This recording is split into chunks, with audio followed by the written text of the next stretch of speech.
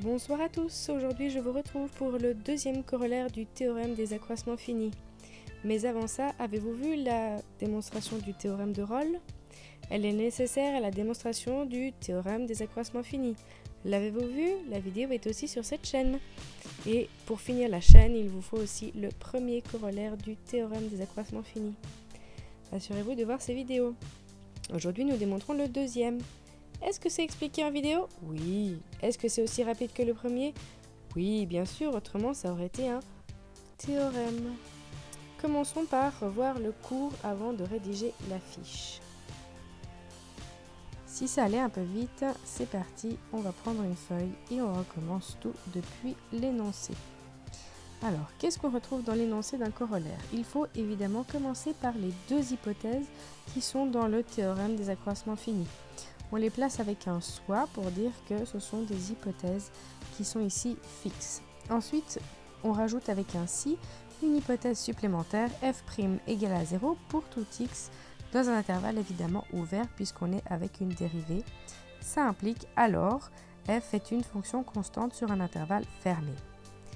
Qu'est-ce que ça veut dire être constante? Il va falloir qu'on explique ce terme.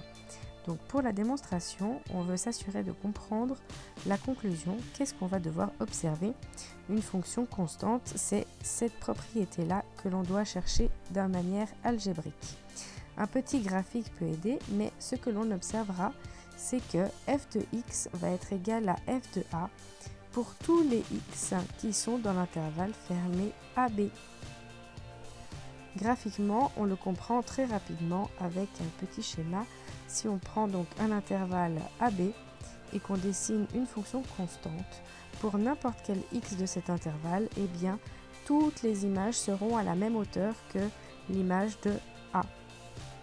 On va donc chercher une application du théorème des accroissements finis où il y aura x et a, f de x et f de a. Ici, on va donc appliquer le théorème des accroissements finis avec un intervalle qui va de de A jusqu'à B, mais avec un X qui se balade entre A et B, avec le A non compris. Je vous explique pourquoi le A n'est pas compris juste après. Appliquons le théorème des accroissements finis sur l'intervalle donc AX fermé. La fonction est toujours continue et dérivable, donc cela peut s'appliquer sans problème. Qu'est-ce qu'on a? Eh bien, on a un C dont la dérivée à ce point-là donnera f de x moins f de a sur x moins a. On voit notre f de x et notre f de a qui sont dans notre conclusion, donc on va pouvoir jouer algébriquement avec cette égalité. L'autre hypothèse qui nous est rajoutée, c'est f' qui doit être égal à 0, peu importe la valeur de l'intervalle AB. Le point C, comme il est dans l'intervalle AX, x est dans l'intervalle AB, eh bien, on a bien sûr ici f' de c égale 0. On va isoler f de x moins f de a, donc multiplier par x moins a, et on aura, grâce à la propriété du produit, qu'on aura égal 0 d'un côté. Par conséquent, très rapidement, on isole f de x égale f de a. Maintenant, pourquoi est-ce qu'on avait besoin d'avoir un intervalle ouvert? Eh bien parce qu'on va regarder où est-ce qu'on avait le a et le x ensemble. C'était au dénominateur. Nous avions absolument besoin que x soit différent de a, autrement on aurait eu une division par 0. Donc tout va bien pour la fonction, elle est bien constante sur l'intervalle qui va de a ouvert jusqu'à b. Mais il faut encore s'occuper du point a. Est-ce que le point a est bien collé au reste de l'intervalle?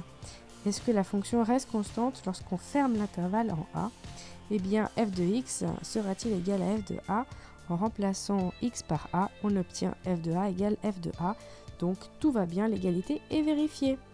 La fonction est donc bien constante pour n'importe quel x dans l'intervalle fermé A et B. Pour plus de démonstrations, n'hésitez pas à vous abonner à la chaîne. Il y en a déjà quelques-unes qui commencent à s'accumuler. Une playlist a été même créée. Si vous voulez suivre plus d'actualités, être au courant des dernières vidéos, vous pouvez aussi vous abonner à la chaîne Instagram Pink Math. Bon courage pour vos examens. bonne chance, amusez-vous et faites-nous croire que vous savez tout.